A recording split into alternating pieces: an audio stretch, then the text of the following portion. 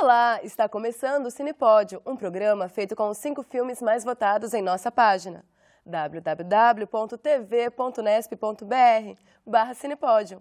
E no programa de hoje vamos falar sobre como é visto o negro no cinema. Desde os primórdios do século XX, o negro tem sido retratado no cinema pelo mundo afora. Nos Estados Unidos, onde a segregação racial era lei em diversos estados, o diretor de cinema, Oscar Micheaux, foi um dos responsáveis por retratar a vida da população negra do país na telona. Micheaux produziu mais de 40 filmes, sempre com sucesso de crítica e público. 2 deles se destacam tanto pelo libelo contra o preconceito como pelo ineditismo. The Homestead, o primeiro filme dirigido por um negro no cinema americano, e The Exile, primeiro filme falado dirigido por um negro. No Brasil, a participação do negro remonta ao tempo dos filmes mudos. A Filha do Advogado, de J. Soares, conta com Gerôncio, considerado o primeiro personagem negro do cinema nacional. Após isso, surgiram atores negros de sucesso como Grande Otelo, Pérola Negra e Chocolate. Carlos Manga também explicitou o preconceito racial com o filme A Dupla do Barulho, de 1953. A verdade é que muita coisa mudou do começo do século XX para os dias atuais. Nos Estados Unidos, no Brasil e na Europa, o negro alcançou o papel de destaque em produções de sucesso. Filmes que discutem sua cultura, que denunciam preconceitos e injustiças, são feitos com regularidade e fazem parte das listas de filmes imperdíveis do Cinepodium. E para falar sobre o cinema negro, a gente recebe hoje o professor e doutor Juarez Xavier, que tem como tema de suas pesquisas o negro e a afrodescendência, além de outros temas, né, professor? Bem-vindo ao Cinepódio. Agradeço o convite.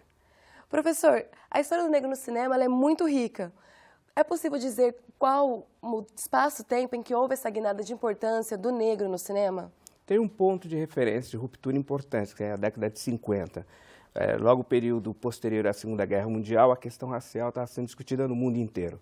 As atrocidades feitas pelo nazismo, a discussão de uma suposta superioridade racial, fez com que algumas discussões fundamentais fossem feitas pelo mundo afora. Agutizaram-se as situações nos Estados Unidos, a África do Sul virou uma referência importante nesse debate e discussão, e o Brasil também.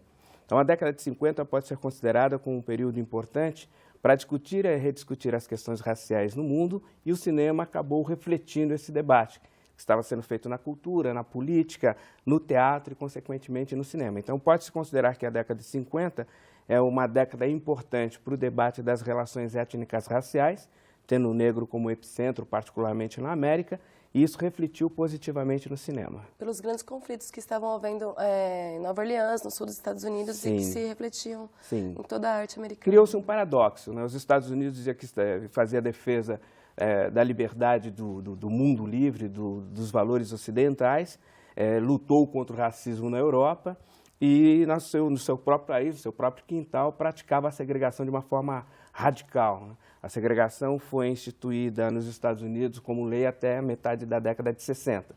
Então, esse paradoxo trouxe uma discussão muito interessante pelo mundo afora. A Unesco, até discutindo isso, pensou que talvez pudesse entender melhor essa questão racial, patrocinando uma série de estudos sobre relações raciais no Brasil. Então, você pode pegar a década de 50 como um momento de ruptura sobre a discussão das relações raciais em função da Segunda Guerra Mundial, e isso repercutiu em todas as áreas de criação, e o cinema não ficou fora desse debate. E era uma segregação bastante pesada, por exemplo, existia uma escola de negros, escola de brancos, o negro não podia sentar no ônibus, ele tinha que ir de pé, enquanto os brancos iam sentados. E uma situação séria nos Estados Unidos que não tinha nenhum direito ao voto. Então, além da segregação radical como é exercida, legalmente instituída, o cinema até trata isso. Naquele filme Adivinha Quem Vem para o Jantar, tem uma cena em que o ator fala isso: vocês vão casar, um casal multirracial, vocês vão casar e o casamento de vocês é ilegal na maior parte dos estados dos Estados Unidos. Então, o cinema tratou desse tema, dessa situação. Era institucional, os mecanismos todos do Estado eram mobilizados para segregar o negro, e ele não tinha nem mesmo a possibilidade de questionar isso nas eleições. Ele não era elegível e ele não votava. É uma situação muito complicada para o negro naquela situação nos Estados Unidos. Isso é muito triste, né? Muito, tempos muito duros complicado, muito. para a democracia mundial, Muito. especialmente para o negro. Exato. Já que no Brasil, atores como o Grande Otelo e o Chocolate, eles ganharam muita popularidade com as chanchadas dos anos 50, justamente essa década. Você considera que eles foram importantes para uma diminuição do preconceito em relação ao negro no cinema? Fundamental. O papel de E na sociedade também. O papel do Grande Otelo é pouco discutido, né? Ele é um ator extraordinário. E ele tem um papel importante porque na década de 40 surge o TEM, o Teatro Experimental do Negro. E o teatro já reivindicava o protagonismo do negro como ator. Abdias do Nascimento, Ruth de Souza desenvolveram atividades para recuperar a presença do negro como protagonista da sua história e das suas histórias. O Grande Otelo, ele dá visibilidade a isso, a essa discussão. E ele era uma pessoa muito consciente do seu papel. No filme do Carlos Manga, Uma Dupla do Barulho, em vários momentos ele verbaliza isso, ele verbaliza a questão de que ele está incomodado com a questão racial, de que ele não quer ser escada do Oscarito. O Manga traz para o debate do filme a temática racial e ele tem uma importância fundamental nisso, em verbalizar aquilo que o Teatro Experimental do Negro já fazia desde a década de 40. Então, o Grande Otelo foi importante no cinema e na construção de uma imagem positiva do negro na sociedade. O Grande Otelo foi uma das grandes estrelas do cinema nacional. Grande estrela. E, atualmente, como o senhor vê o negro no cinema nacional? Passou uma situação bastante paradoxal. Né? Você tentava ter um cinema, uma ação política contra o estereótipo, e, de uma certa forma, as grandes produções nacionais elas passaram a focar o negro num formato estereotipado, né? Aquilo que a sociedade considera que é o papel do negro na sociedade, é o campo da marginalidade, a despeito de ações políticas feitas por estudiosos e cineastas negros. Na década do ano 2000, um grupo de cineastas negros, estudiosos da questão racial no cinema, produziu um manifesto chamado Dogma Feijoada, em que faz a denúncia desse tipo de abordagem da questão racial no cinema. Então, além de reivindicarem produtores negros, diretores negros, artistas negros, eles reivindicavam também que a temática abordasse a complexidade da situação do negro no Brasil. Logo a seguir, em 2001, um novo manifesto surge também nessa mesma direção, que é o Manifesto de Recife, que tem Antônio Pitanga como um dos seus protagonistas, mostra uma ação dos cineastas, dos pesquisadores, das pessoas que pensam a questão racial, preocupado com a cobertura, com a temática, com a ação do negro no cinema. Então, você tem uma situação paradoxal, negros reivindicando maior protagonismo e as grandes produções, de uma certa forma, reafirmando preconceitos em relação à questão do negro. É uma dicotomia bastante forte. Muito grande. Mas ainda bem que fica essa coisa do dogma feijoada, que reforça a brasilidade. Sim. E o papel do negro, dessa coisa do país multicultural que a gente tem. Sim. A gente dá uma pausa no Cinepod, e volta já já com mais negro no cinema e confere como que ficou o nosso ranking. Não sai daí.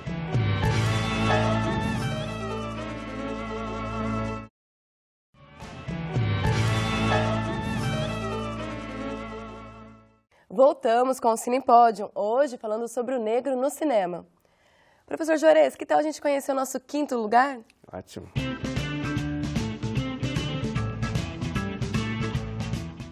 Em quinto lugar, ficamos com o filme A Cor Púrpura.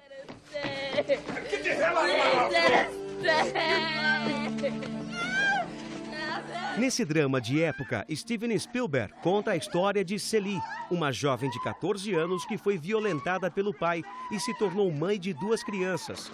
Solitária e separada dos filhos e de todos que ama, Celie volta a ter esperança quando conhece Shug, revelando assim seu espírito brilhante e seu valor no mundo. Professor Juarez, A Cor Púrpura, além de retratar o racismo, ainda aborda o tema da violência sexual. A população negra ainda é a que mais sofre com a violência e com a diferença sexual? Há um aspecto importante nesse filme, que mostra a mulher negra como sendo o ser mais violentado nas relações étnicas raciais nas sociedades racistas. Essa era uma realidade muito forte no sul dos Estados Unidos, também no Brasil, na África do Sul, em todos os lugares onde houve uma forte ação do racismo, a mulher negra é o ser mais pobre, o mais violentado, o que sofre mais segregação, o que sofre mais violência, como se fosse o epicentro da soma de todas as violências. Por ser mulher, por ser negra e muitas vezes por ser pobre. Né? E o filme aborda isso de uma forma muito interessante, né? Todos os estereótipos estão presentes no filme. E mostra uma coisa interessante, que é a capacidade que essa mulher negra, a despeito de toda essa violência, encontra brechas, janelas para poder acessar a sua humanidade, reconstituir a sua humanidade. Esse é um tema muito presente na literatura negra, tanto no Brasil, nos Estados Unidos, na África, abordando a questão da mulher negra e as janelas que ela abre para o mundo. Né? E a cor púrpura trabalha de uma forma muito interessante em relação a essa questão. Então, aborda no sul dos Estados Unidos a violência simbólica, física e de gênero contra a mulher negra, mas apresenta também as possibilidades de superação disso. Há personagens positivos no filme, uma é a cantora de jazz bem-sucedida, tem lá os seus problemas, mas ela tem uma identidade positiva e tudo isso serve como referência para fazer o debate sobre a situação da mulher negra nas sociedades multirraciais. E da força da mulher negra também, de superar essas dificuldades que não são poucas que ela enfrenta no dia a dia. E nesse caso é extraordinária, né? Violência sexual, violência de gênero, violência social, violência simbólica, violência política. E o abandono. Né? E o abandono, né? Que inclusive é um tema também recorrente na literatura, né? A solidão da mulher negra, né? Nessas sociedades multirraciais pautadas pelo racismo. Professor Juarez, vamos conhecer agora o nosso quarto lugar? Acho.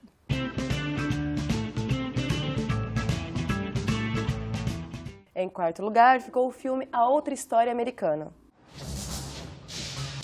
Neste filme, dirigido por Tony Kaye, Edward Norton interpreta Derek, um líder de uma gangue nazista que é preso por assassinato. 3 anos mais tarde, quando sai da prisão, Derek tenta convencer seu irmão a não trilhar o mesmo caminho.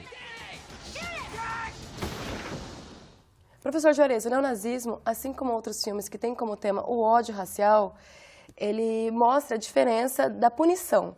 O Edward Norton ele foi preso por assassinato e ele cumpre uma pena que tem a metade do Lamont, que é o negro que ele conhece na prisão, que ele cumpre o dobro da pena por ter roubado uma televisão. Ainda a justiça é baseada pela cor da pele? Sim, tem 2 aspectos importantes nesse filme. O primeiro aspecto importante é que a violência racial, o ódio racial, nem sempre ele é racional. Então há um processo social de reprodução desse ódio e o personagem é vítima dessa reprodução. E a segunda questão importante é como o sistema prisional lida, levando em consideração a questão racial. Sabe-se que nos Estados Unidos, também no Brasil, mas nos Estados Unidos a questão da cor da pele, ela implica uma ação muito mais dura da lei na punição de crimes cometidos. Tem um estudo feito aqui no Brasil, organizado pelo professor Sérgio Adorno, que é no Núcleo de Estudo de Violência da USP, que mostra isso.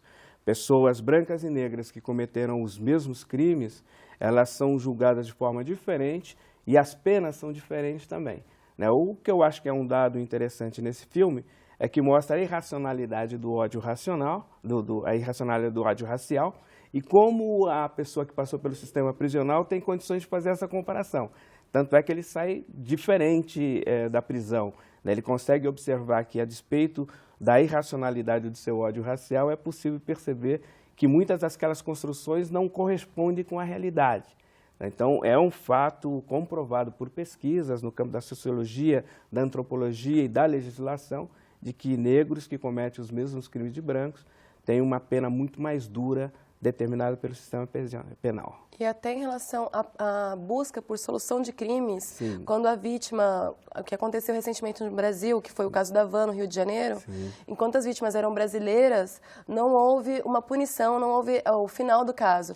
Quando, infelizmente, uma outra vítima, uma estrangeira, foi violentada, aí a polícia achou os criminosos Sim. e os puniu. Sim. Quando a vítima também é uma mulher negra, fragilizada, de uma classe social não abastada, a menos, parece que vigor Sem em buscar dúvida. a solução desse caso. Sem dúvida. Tem dados que também comprovam isso, né? O núcleo de violência tem mostrado isso.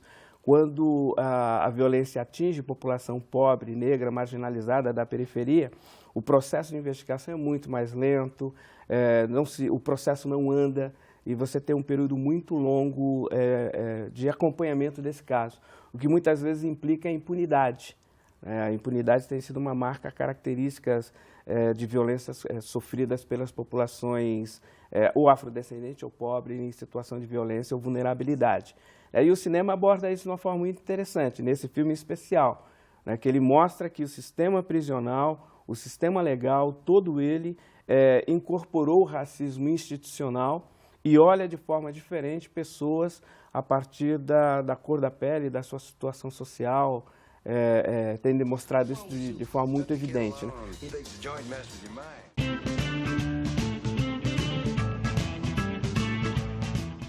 Nossa medalha de bronze ficou com o filme Ao Mestre com Carinho.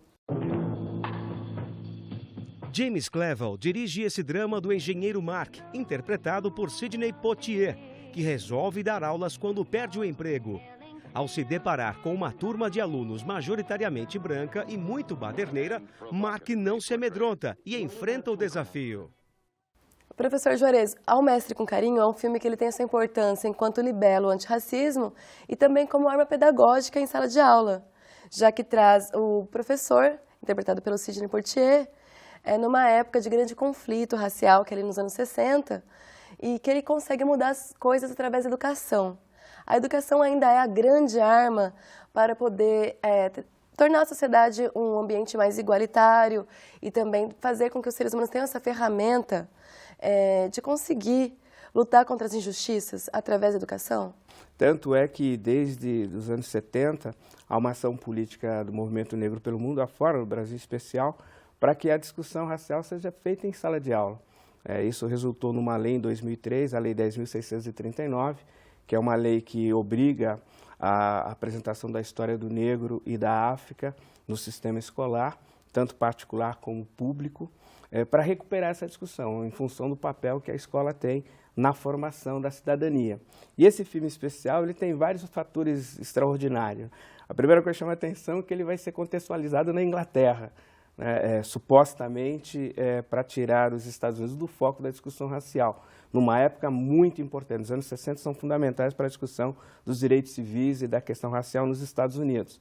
A segunda coisa interessante é que o Sidney Poitier era o Denzel Washington da época, né? Era uma grande estrela negra, um grande ator de grande expressão artística importante para o universo negro e vai por aí afora. Ele era um galã. É um galã, ele era um grande representante, né?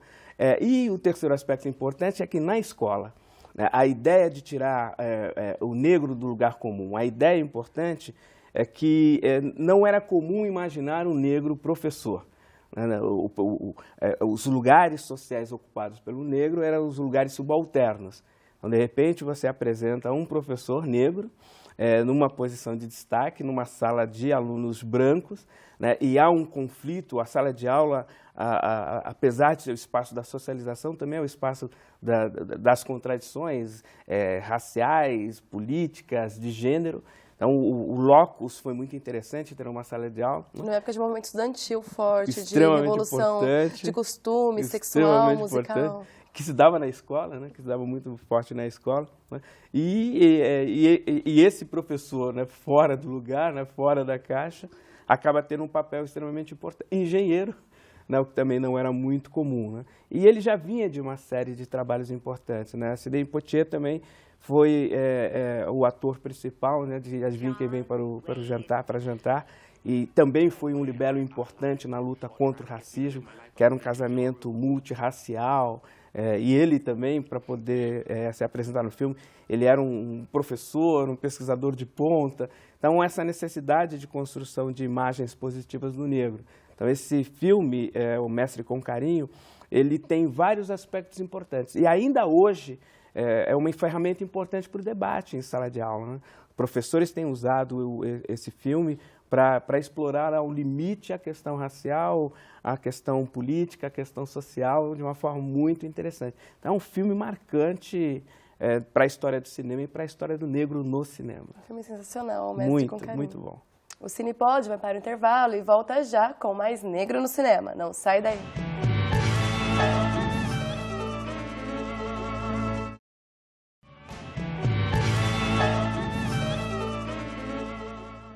Estamos de volta com o Cinepódio, hoje abordando o negro no cinema.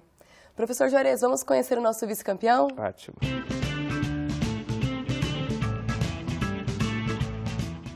Em segundo lugar, ficou o filme A Espera de um Milagre.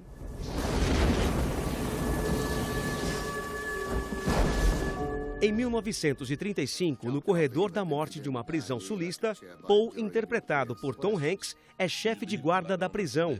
Um de seus prisioneiros é John Coffey, negro acusado de estuprar e matar 2 crianças de um fazendeiro branco. Aos poucos, Paul descobre que John possui dons mágicos e a relação entre eles e os outros policiais se torna cada vez mais intensa. Neste filme do Frank Darabont, a gente tem novamente a questão da justiça, evidenciado na relação entre o personagem do Paul e o advogado que defendeu o John Coffey. O que dizer desse filme A Espera de um Milagre, professor Juarez? Então, ele tem, o pano de fundo dele a ação política da Ku Klux Klan. Né? Essa organização que surge na metade da década do século XIX, 1860, 1866, ela pauta o imaginário político-social no sul dos Estados Unidos. E esse filme ele passa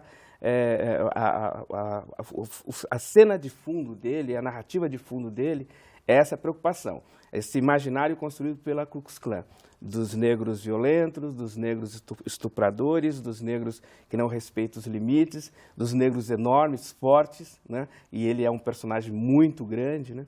Dos negros que não respeitam os limites institucionais e do negro que é promotor da violência sexual contra a mulher branca.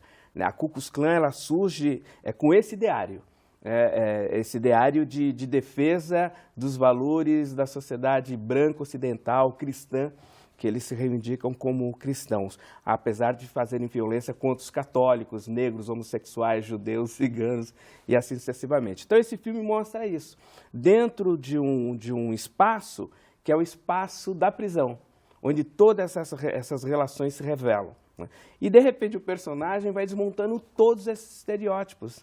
É um personagem dócil, é um personagem mágico, é um personagem que vai desmontando todo aquele aspecto de violência, de brutalidade, o seu próprio tamanho que impressiona num primeiro momento. Ele é sensível. Sensível. Tem empatia. Então, isso eu acho interessante, né? E ele está no corredor da morte, que é uma coisa muito comum aos negros nos Estados Unidos. Né? São milhões de prisioneiros, a grande maioria de negros e a grande maioria no corredor da morte. Então, toda essa situação que mostra esse pano de fundo de uma cultura política formada pela Ku Klux Klan é mobilizada no filme. Né? E quem faz essa leitura e vai desmontando esse estereótipo é justamente um homem branco, né? Que percebe a sintonia que há entre o discurso feito socialmente e aquele personagem que ele conheceu. Então, como se a realidade fosse mais forte e capaz de desmontar os estereótipos. Esse filme é fantástico do ponto de vista da destruição e do desmonte dos estereótipos construídos em relação ao negro. Né? Ele teve um papel importante até nesse debate nos Estados Unidos. É sempre um tema constante a discussão do negro no sistema prisional nos Estados Unidos e no corredor da morte. E esse filme permitiu, nesse diálogo que há entre um homem branco e um homem negro, o desmonte de vários estereótipos construídos nos Estados Unidos desde a metade do século XIX, em relação ao homem negro em particular. Professor Juarez, a gente confere agora o nosso grande campeão. Mas antes, vamos lembrar os filmes que já passaram pelo nosso pódio de hoje? Em quinto lugar, temos o drama de época e a bela atuação de Whoopi Goldberg em A Cor Púrpura. Em quarto lugar, a redenção de um neonazista é o tema da Outra História Americana. Já Sidney Poitier vive um professor em Ao Mestre com Carinho. Na segunda posição, o belíssimo filme de Frank Darabont, A Espera de um Milagre.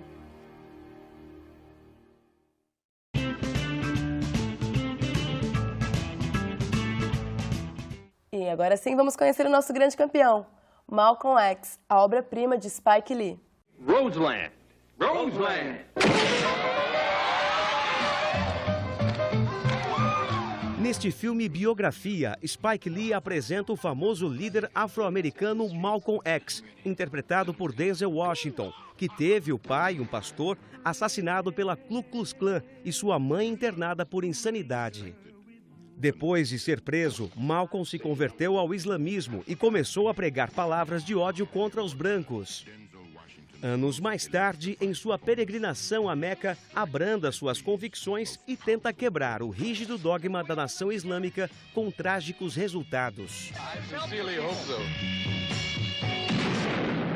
Professor Juarez, o Malcolm X ele era um grande defensor dos direitos dos afrodescendentes norte-americanos.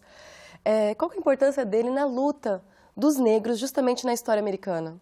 O filme é maravilhoso, né? Que é um diretor negro, dos 5 filmes apresentados, é o único que tem um diretor negro. Spike Lee, que tem uma obra muito pautada nessa questão. O personagem extraordinário, o Malcolm X, é talvez um dos mais importantes personagens políticos do século XX dos Estados Unidos. Muito paradoxal, ele no início é bastante alienado em relação à questão racial, entra na nação do Islã e cria uma leitura muito específica sobre a questão racial, um orador extraordinário, um dos mais importantes oradores da história política dos Estados Unidos no século XX, e tem um papel fundamental. É a primeira vez que uma organização política negra se propõe a se contrapor à Ku Klux Klan. A nação do Islã cria uma disciplina rígida muito forte para a população negra e vai para o confronto com a Ku Klux Klan. É a primeira vez que um grupo de negros se organiza para enfrentar fisicamente a Ku Klux Klan. E com sucesso. Malcolm consegue fazer da sua militância política uma referência de reorganização da população negra nos grandes centros periféricos dos Estados Unidos. Há um outro aspecto bastante importante, o filme mostra essa cena muito legal. Há uma violência contra o negro, eles estão diante do hospital, o chefe de polícia tenta desmobilizá-los, e só quem consegue fazer isso é o Malcolm com um ato, com um gesto de mão, ele retira os militantes da nação do Islã na frente do hospital.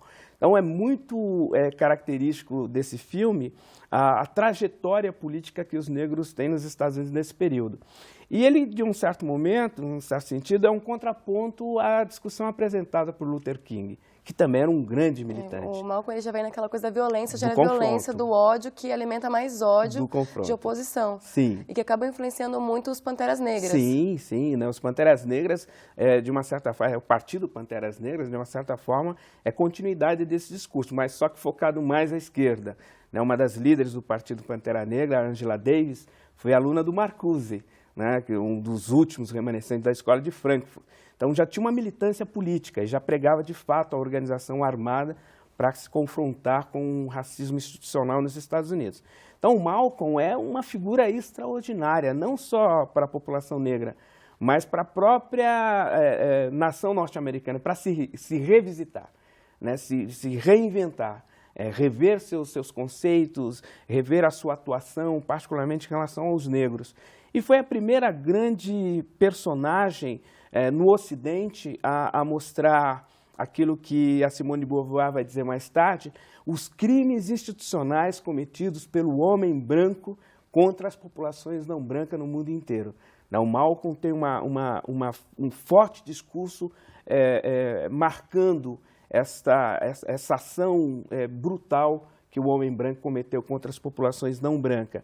E depois ele se converte ao Islã mais tradicional, e ele revê muito dessas situações. Foi importante para ele a peregrinação a Meca, em que ele vê homens brancos, asiáticos, negros, numa grande irmandade. Então a nação do Islã teve um papel importante nessa organização política. Eu me recordo quando eu era mais jovem, a nação do Islã ela convocou uma manifestação de homens negros nos Estados Unidos.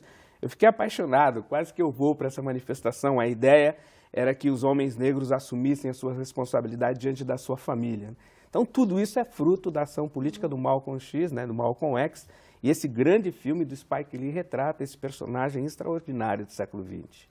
E existiria algum filme no nosso ranking que o senhor alteraria? Não, acho que o ranking ficou bastante interessante. Eu fiquei muito surpreso de ter Malcolm X como o primeiro colocado, né? Dos 5 filmes, é o único filme feito por um diretor negro. É um filme que aborda a questão racial a partir da perspectiva de um diretor negro. Aquilo que o Dogma Feijoada, aquilo que o Manifesto de Recife reivindica como sendo importante, o protagonismo negro, né? O filme traz isso. É um filme que ele teve problema de produção e houve uma mobilização da comunidade negra norte-americana para terminar o filme. É um filme que tem uma trilha sonora maravilhosa, talvez uma das mais belas trilhas sonoras do cinema. Tem o Denzel Washington num papel extraordinário, né? O figurino muito bonito. E é um filme que retrata a construção do orgulho da população negra nos Estados Unidos. Quando eu assisti esse filme, ele teve um forte impacto para mim. Inclusive, a gente não encontra nas locadoras do filme, você só consegue assisti-lo pela internet. Acho que valeria a pena recuperar esse filme, trazê-lo, né, para apresentação para as novas gerações, quem não teve a oportunidade de assisti-lo. É um filme fantástico, acho que a coleção que vocês fizeram, do ranking dos 5 filmes, eles abordam a questão racial de uma forma interessante.